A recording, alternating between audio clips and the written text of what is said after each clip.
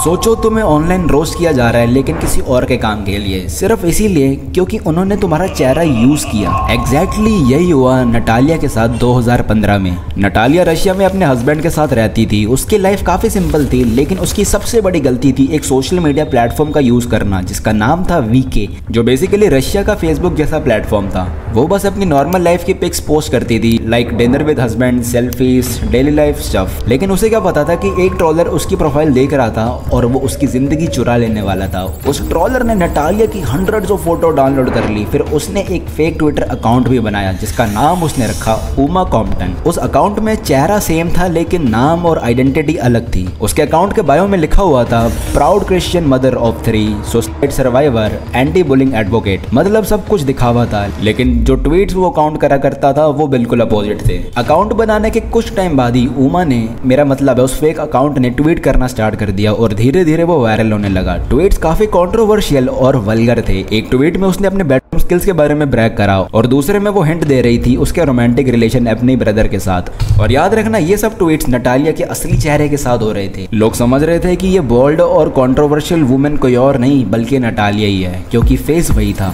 Tweets के screenshot viral होने लगे, सब उमा कॉम्पटन के बारे में बात कर रहे थे, लेकिन ट्रोलर अभी भी रुकने वाला नहीं था। उस ट्रोलर ने डिसाइड किया म्यूजिक बनाने का और चीजें और भी खराब हो गई। इंटरनेट ट्रोलर ने उमा कॉम्पटन के नाम से पूरे गाने रिलीज कर दिए। लिरिक्स ऑफेंसिव थे और क्वालिटी बहुत बेकार थी। म्यूजिक वीडियोस भी आई जिसमें उमा का एक कार्टून वर्जन दिखाया गया जो कि असल में नटालिया का चेहरा था। लोग फैन बन गए और फैन पेजेस भी बनाना स्टार्ट कर दिए। उमा कॉम्पटन एक इंटरनेट आइकन बन गई थी। उसकी फेम उसकी बदतमीजी के लिए थी। दूसरी तरफ नटालिया अभी भी मॉस्को में अपनी नॉर्मल लाइफ जी रही थी। ना उसने कभी ट्विटर यूज किया, ना उसको इंग्लिश आती थी, इसीलिए उससे पता ही नहीं चला कि उसका चेहरा उमा कॉम्पटन बन गया है। शायद इसी वजह से ट्रोलर ने उसका चेहरा चुना, क्योंकि वो किसी ऐसे इंसान को चाहते थे जो कभी सच जान ही ना पाए। लेकिन फिर ट्रोलर ने एक बहुत बड़ी गलती कर दी और सब कुछ खत्म हो गया। जनवरी 2016 उमा कॉम्पटन ने अपने अकाउंट में नटालिया की एक नई फोटो अपलोड करी जिसमें वो एक रशियन स्ट्रीट साइन की तरफ पॉइंट कर रही थी। बैकग्राउंड में एक फोन नंबर भी था। तो एक रेयान नाम का रिपोर्टर जिसने उस पोस्ट को देखा और वो तुरंत समझ गया कि कुछ तो गड़बड़ है।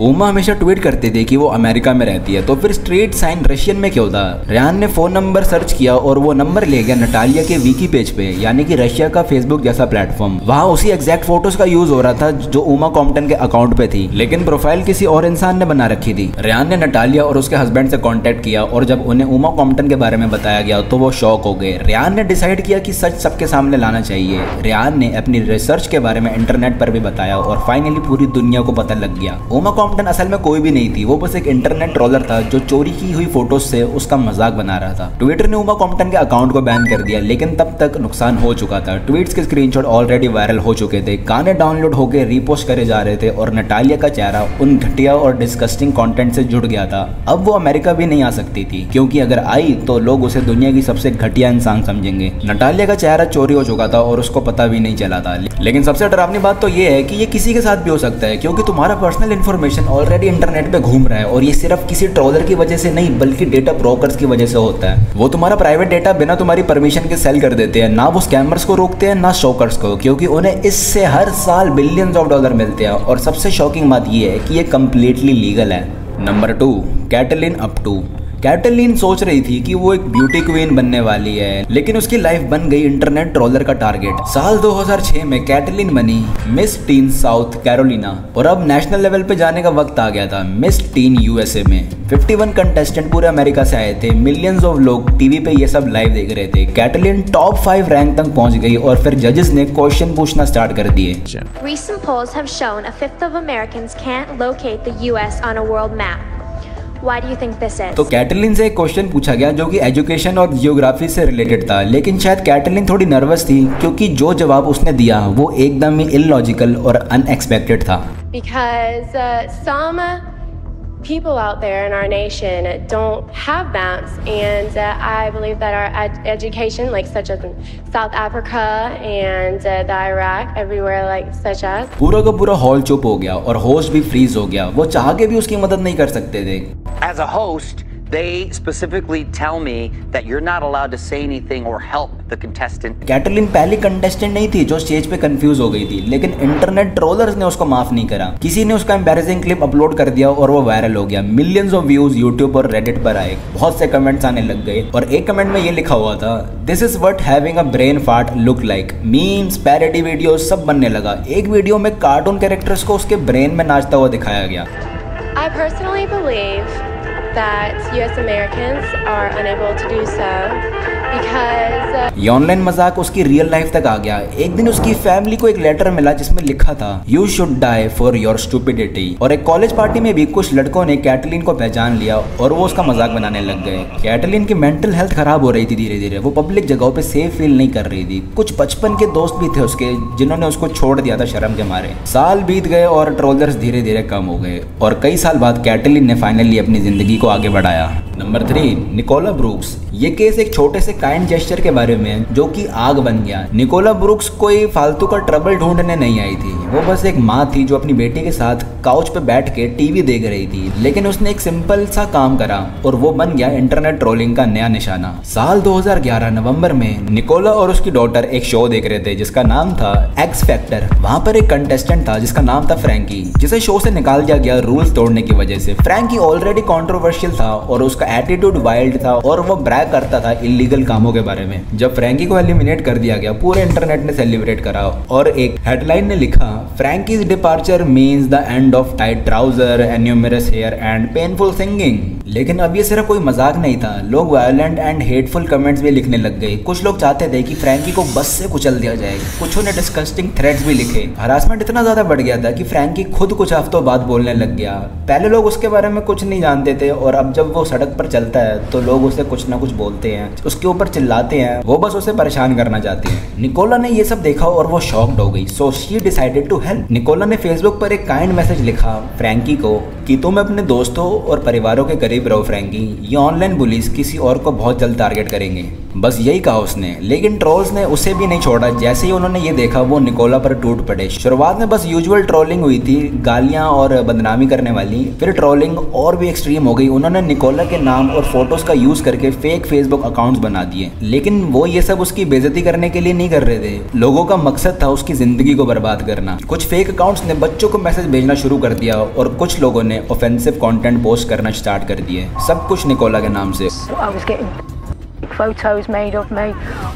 Photos made of me that the trolls were posting up. उसने फेसबुक पर रिपोर्ट करना शुरू किया। बार बार रिपोर्ट बटन दबाया लेकिन कोई हेल्प नहीं मिली। फिर पुलिस के पास भी वो गई लेकिन वहां से भी कुछ खास मदद नहीं मिल पाई। सब कुछ सिर्फ ऑनलाइन था। लेकिन 6 महीने बाद ट्रोलिंग रियल लाइफ में आ गई। साल 2012 में मदर्स डे वाले दिन ट्रोलर्स ने निकोला के होम एड्रेस को इंटरनेट पर डाल दिया और अब कोई भी उससे मिलने जा सकता था किसी बुरे इरादे के लिए। तो उस रात निकोला बहुत ज्यादा डरी हुई थी और वो लाइट्स ऑन करके सोई थी और उसने अपने पिलो के नीचे एक चाकू भी रखा हुआ था अपनी सेफ्टी के लिए। और कुछ दिन बाद फेसबुक ने उन फेक अकाउंट्स को हटा दिया। लेकिन निकोला सेटिस्फाइड नहीं थी। उसने सच का पता लगाने का फैसला किया। निकोला ने एक लॉयर को भी हायर करा और उसको सब कुछ बताया और वो फेसबुक को कोर्ट में लेकर गए और फेसबुक से ट्रोलर की रियल आइडेंटिटी भी मांगी। काफी लीगल प्रेशर के बाद फेसबुक को नाम देने पड़े। जब पेपर वर्क आया तो निकोला शॉक में थी। सबसे बड़ा जो ट्रोलर था जिसकी वजह से सबसे ज्यादा डैमेज हुआ वो एक पुलिस ऑफिसर था। उसने तुरंत अथॉरिटीज को नाम दे दिए और 2 आदमियों को अरेस्ट कर दिया गया और बाद में बेल पर छोड़ भी दिया गया। लेकिन क्राउन प्रोसिक्यूशन सर्विस ने बोला कि उनके खिलाफ कोई चार्जेस नहीं लगाए जाएंगे। निकोला ने सिर्फ एक बुलेट इंसान की मदद करने की कोशिश की थी और ट्रोलर्स ने उसकी जिंदगी तोड़ने की। Number 4, Alexis Carter. ये केस था एक लड़की का जिसे उसके ही हीरो ने चोट पहुंचाई। साल था 2014। एलेक्सिस एक हाई स्कूल जूनियर थी और वो प्रोम की तैयारी कर रही थी। उसके दिमाग में एक परफेक्ट ड्रेस थी, एक ग्रीन जंपसूट बिल्कुल रिहाना की तरह, और उस जंपसूट की स्लीव्स विंग जैसी थी, थोड़ी अलग थोड़ी स्टाइलिश। प्रॉब्लम ये थी कि डिजाइनर वर्जन बहुत महंगा था। उसके पास 2 ऑप्शंस थे, या तो वो कोई और आउटफिट चूज कर ले या किसी और लोकल टेलर से वैसी ही सेम ड्रेस बनवा ले। उसने दूसरा ऑप्शन चुना और एलेक्सिस ने एक टेलर से कस्टम ड्रेस बनवाई। वो बिल्कुल एग्जैक्ट नहीं थी लेकिन काफी सिमिलर थी। प्रॉम नाइट पर एलेक्सिस ने ग्रीन जंपसूट पहना। उसके क्लासमेट्स को वो बहुत पसंद आया। वो खुश थी और स्माइल कर रही। रात को उसने कुछ फोटोज ऑनलाइन डाली और खुशी से सो गई। सुबह तक उसकी फोटोज वायरल हो गई। एक ट्रोल ने उसकी स्लीव्स को बैट विंग बोला और उसका मजाक उड़ा के उसको एक निकनेम दे दिया, प्रॉम बैट। सिर्फ कुछ ही घंटों में हैशटैग प्रॉम बैट ट्रेंड करने लगा। उसकी फोटो बैट लोगोस और सुपर हीरो पोस्टर्स के साथ फोटोशॉप कर दी गई। एलेक्सिस ने पहले तो मीम्स इग्नोर करने की कोशिश करी, लेकिन फिर एक ऐसा मोमेंट आया जिसने उसको इमोशनली तोड़ दिया।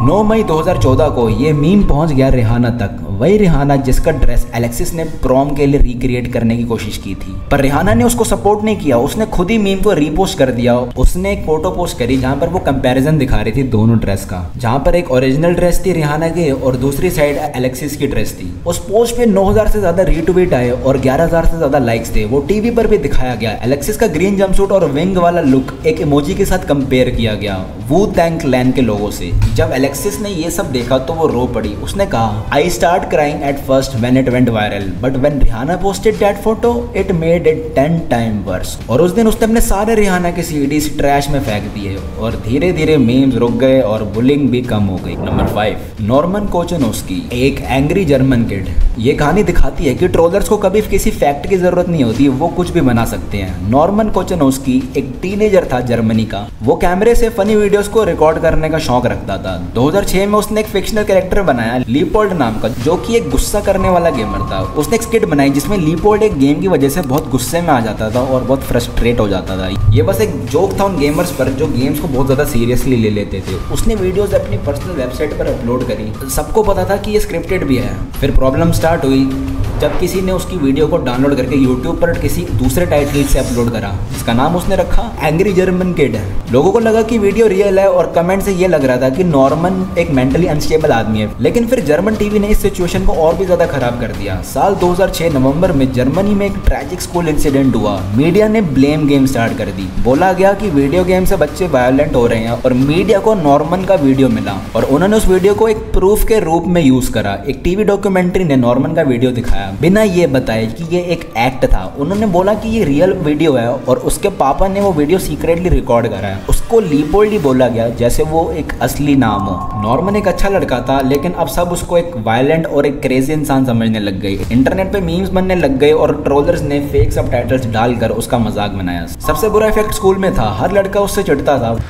Und die Leute sind einfach durchgedreht und ich habe es dann auch jeden Tag zu spüren bekommen. Jeden Tag habe ich mir das dann angehört, dass die Leute mich kennen über den ganzen Schulhof. वो बार बार बोलता था कि ये सिर्फ एक skit था। उसने अपने बालों का रंग बदल दिया, उसने ग्लासेस हटा दिए ताकि लोग उसे पहचान ना पाए, पर फिर भी हरासमेंट बंद नहीं हुई। नॉर्मन मेंटली ब्रेकडाउन हो चुका था। नॉर्मन एक स्कूल ट्रिप पर जाता है और वहाँ उसने बहुत ज़्यादा ड्रिंक कर ली थी और वो दूसरों को डिस्टर्बिंग थ्रेट्स देने लग गया। Talking to my classmates. Norman ने बोला कि वो उन लोगों से बदला लेगा जो उसका मजाक उड़ाते हैं। वो कहता है कि मुझे सब लोगों से नफरत है, मुझे इस दुनिया से ही नफरत है। ये सब बोलते वक्त कोई उसको रिकॉर्ड कर रहा था और वो रिकॉर्डिंग उसने टीचर्स तक पहुंचा दी और नॉर्मन को अरेस्ट कर लिया गया। बाद में उसे स्कूल से भी निकाल दिया गया। उस वक्त नॉर्मन पूरा फ्रस्ट्रेटेड हो चुका था जब उसे कम्युनिटी सर्विस का ऑप्शन दिया गया, लेकिन उसने मना कर दिया। फिर उसे जोवेलिन डिटेंशन भेज दिया गया और 1 महीने बाद जब वो रिलीज हुआ सब कुछ बदल चुका था। उसने खुद को एक कमरे में बंद कर लिया और दुनिया से अलग हो गया, सिर्फ इसीलिए क्योंकि लोगों ने उसकी एक मजाक भरी वीडियो को नाइटमेयर बना डाला। 2 साल बाद जाके नॉर्मन ने अपनी लाइफ थोड़ी सुधारने की कोशिश करी। उसने अपने नए दोस्त बनाए और वो एक रिलेशनशिप में भी गया और साथ में वो म्यूजिक प्रोड्यूसर भी बना। Number 6, Helen the plane bae woman. सोचो आप किसी के लिए एक छोटी सी मदद करो और बदले में वो तुम्हारी प्राइवेसी बर्बाद कर दी। ये कहानी है हेलन की। साल 2018 में हेलन न्यूयॉर्क से डलास जा रही थी फ्लाइट में और उसके पास एक रैंडम वुमन बैठी थी जिसका नाम था रोजी ब्लेयर। रोजी ने रिक्वेस्ट करी कि उसका बॉयफ्रेंड दूसरी सीट पर है तो क्या हेलन उसके साथ सीट स्विच कर सकती है। तो हेलन मान गई और उस वक्त रोजी ने जोक किया, शायद जिसके पास तुम बैठने वाली हो वही तुम्हारा प्यार निकले। वो दोनों हंसने लग गए, लेकिन हेलन को क्या पता था कि ये जोक उसकी प्राइवेसी का दी एंड बन जाएगा। जब हेलन ने सीट स्वैप किया वो एक नए आदमी के पास बैठ गई। दोनों बातें करने लग गए, अच्छी बॉन्डिंग बन गई। लेकिन पीछे बैठी रोजी वो सब कुछ देख रही थी। उसने सीक्रेटली उनकी फोटोज लेना शुरू कर दिया और ट्विटर पर लाइव ट्वीट करने लग गई। वो लिखती है, नो वेडिंग रिंग्स इनसाइड। दोनों पर्सनल ट्रेनर्स लग रहे हैं, दोनों ने आर्म्स टच किए हुए हैं, दोनों वेजिटेरियंस हैं। फिर एक ट्वीट ने सब कुछ बिगाड़ दिया। रोजी ने लिखा, दोनों एक साथ बाथरूम गए हैं। और जब हेलन वापस आई तो उसके बाल खुले हुए थे। ये ट्वीट हिंट दे रही थी कि कुछ इंटरनेट हुआ फ्लाइट में। नेक्स्ट मॉर्निंग #प्लेन ट्रेंड करने लगा ट्विटर पे। We have a love story to tell you about for the ages. If you were on Twitter yesterday, this was everywhere and it is awesome. If you haven't heard the story of Plane Bay, then you are missing the best plane story ever.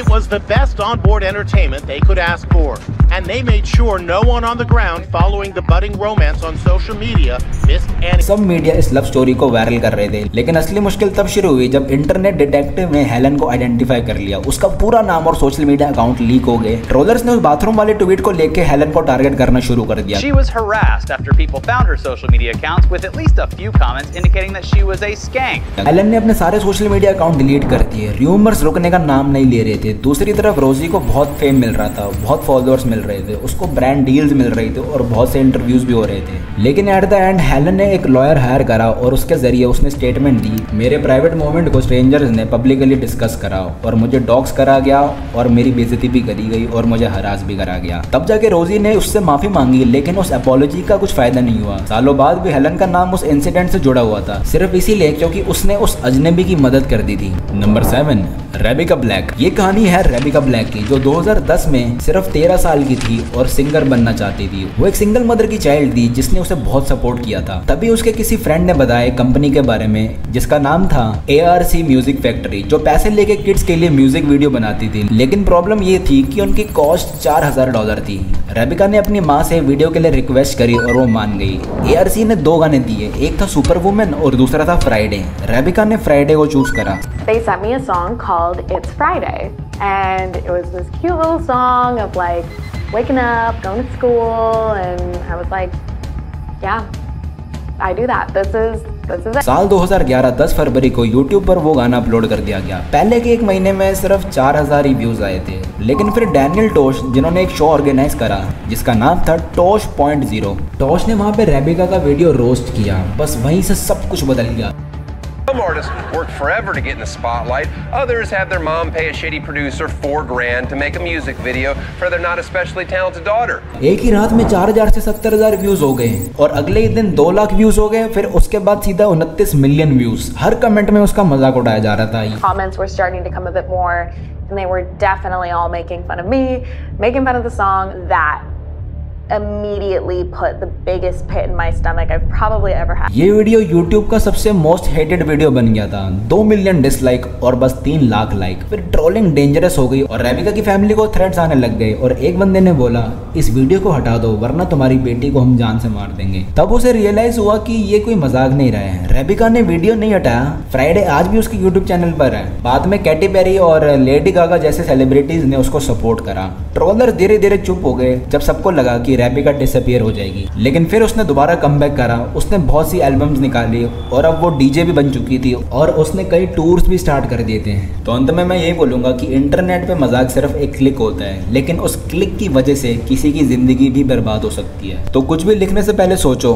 क्या तुम मजाक कर रहे हो या फिर तुम किसी का दर्द बढ़ा रहे हो। तो ये वीडियो अगर आपको थोड़ी सी भी अच्छी लगती है तो इस चैनल को सब्सक्राइब जरूर करना। तब तक के लिए हम मिलते हैं एक ऐसी ही अगली वीडियो में। धन्यवाद।